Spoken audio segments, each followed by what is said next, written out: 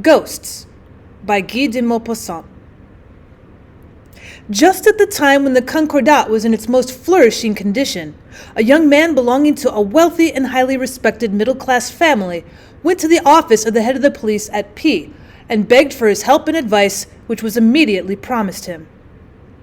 "My father threatens to disinherit me," the young man began, "although I've never offended against the laws of the state, of morality, or of his paternal authority, merely because I do not share his blind reverence for the Catholic Church and her ministers. On that account, he looks upon me not merely as latitudinarian, but as a perfect atheist, and a faithful old manservant of ours who is much attached to me, and who accidentally saw my father's will, told me in confidence that he'd left all his property to the Jesuits. I think this is highly suspicious, and I fear that the priests have been maligning me to my father. Until less than a year ago, we used to live very quietly and happily together. But ever since, he's had so much to do with the clergy, our domestic peace and happiness are at an end." "What you have told me," the official replied, "is as likely as it is regrettable, but I fail to see how I can interfere in the matter. Your father is in full possession of all his mental faculties, and can dispose of all of his property exactly as he pleases. I also think that your protest is premature. You must wait until his will can legally take effect, and then you can invoke the aid of justice. I'm sorry to say, I can do nothing for you." "I think you will be able to," the young man replied, "for I believe that a very clever piece of deceit is being carried on here." "Well, how? Please explain yourself more clearly." "When I remonstrated him yesterday evening, he referred to my dead mother, and at last assured me in a voice of the deepest conviction that she had frequently appeared to him, and had threatened him with all the torments of the damned if he did not disinherit his son, who had fallen away from God, and leave all of his property to the church. Now, I do not believe in ghosts." "Neither do I," the police director replied, "but I cannot well do anything on this dangerous ground if I had nothing but superstitions to go upon. You know how the Church rules all of our affairs since the Concordat with Rome, and if I investigate this matter and obtain no results, I am risking my post. It would be very different if you could adduce any proofs for your suspicions. I do not deny that I should like to see the clerical party, which will, I fear, be the ruin of Austria, receive a staggering blow. Try, therefore, to get to the bottom of this business, and then we will talk it over again." About a month passed without the young latitudinarian being heard of. And then he suddenly came one evening, evidently in a great state of excitement, and told him that he was in a position to expose the priestly deceit which he had mentioned, if the authorities would assist him. The police director asked for further information. "I have obtained a number of important clues," the young man said. "In the first place, my father confessed to me that my mother did not appear to him in our house, but in the churchyard where she is buried. My mother was consumptive for many years, and a few weeks before her death, she went to the village of S, where she died and was buried. In addition to this, I found out from our footman that my father has already left the house twice, late at night in the company of X, the Jesuit priest, and that on both occasions he did not return until morning. Each time he was remarkably uneasy and low-spirited after his return, and had 3 masses said for my dead mother. He also told me just now that he has to leave home this evening on business, but immediately he told me that our footman saw the Jesuit go out of the house. We may therefore assume that he intends this evening to consult the spirit of my dead mother again, and this would be an excellent opportunity for getting on the track of the matter, if you do not object to opposing the most powerful force in the empire for the sake of such an insignificant individual as myself." "Every citizen has an equal right to the protection of the state," the police director replied, "and I think that I have shown often enough that I am not wanting in courage to perform my duty, no matter how serious the consequences may be.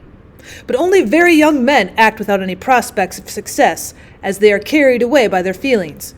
When you came to me the first time, I was obliged to refuse your request for assistance, but today your shares have risen in value. It is now 8 o'clock, and I shall expect you in 2 hours' time here in my office. At present, all you have to do is hold your tongue. Everything else is my affair." As soon as it was dark, 4 men got into a closed carriage in the yard of the police office, and were driven in the direction of the village of S. Their carriage, however, did not enter the village, but stopped at the edge of a small wood in the immediate neighborhood. Here they all 4 alighted. They were the police director, accompanied by the young latitudinarian, a police sergeant, and an ordinary policeman, who was, however, dressed in plain clothes. "The first thing for us to do is examine the locality carefully," the police director said.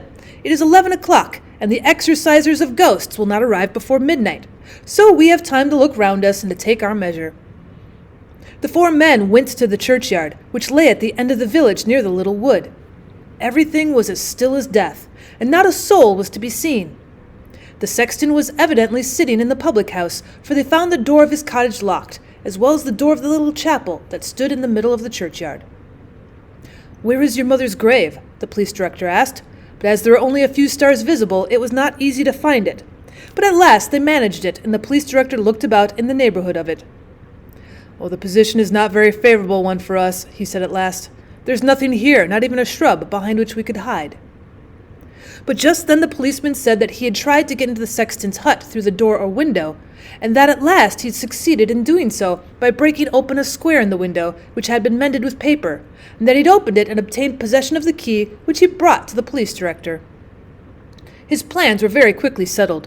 He had the chapel opened and went in with the young latitudinarian. Then he told the police sergeant to lock the door behind him and put the key back where he'd found it, and to shut the window of the sexton's cottage carefully.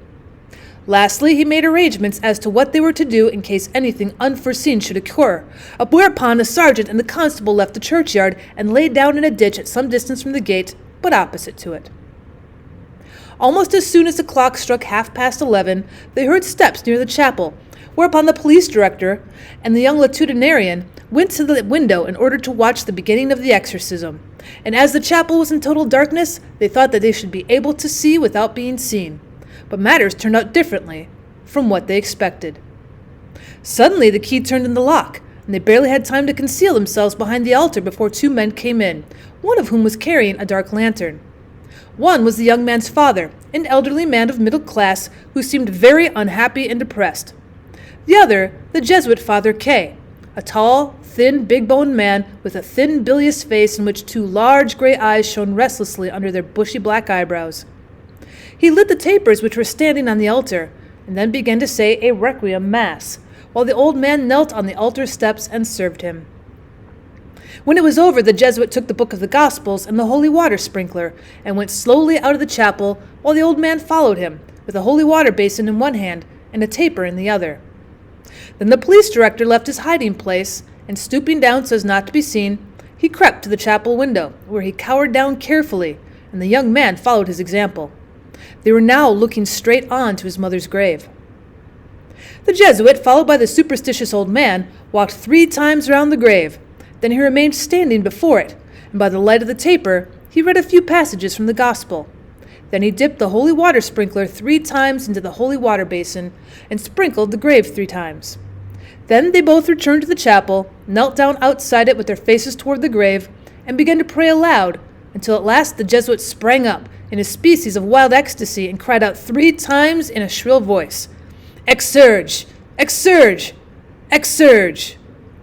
Scarcely had the last word of exorcism died away when the thick blue smoke rose out of the grave, which rapidly grew into a cloud and began to assume the outlines of a human body, until at last a tall white figure stood behind the grave and beckoned with its hand.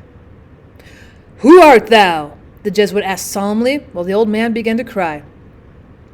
"When I was alive, I was called Anna Maria B., the ghost replied in a hollow voice. "Will you answer all my questions?" the priest continued. "As far as I can." "Have you not yet been delivered from purgatory by our prayers and all the masses for your soul which we have said for you?"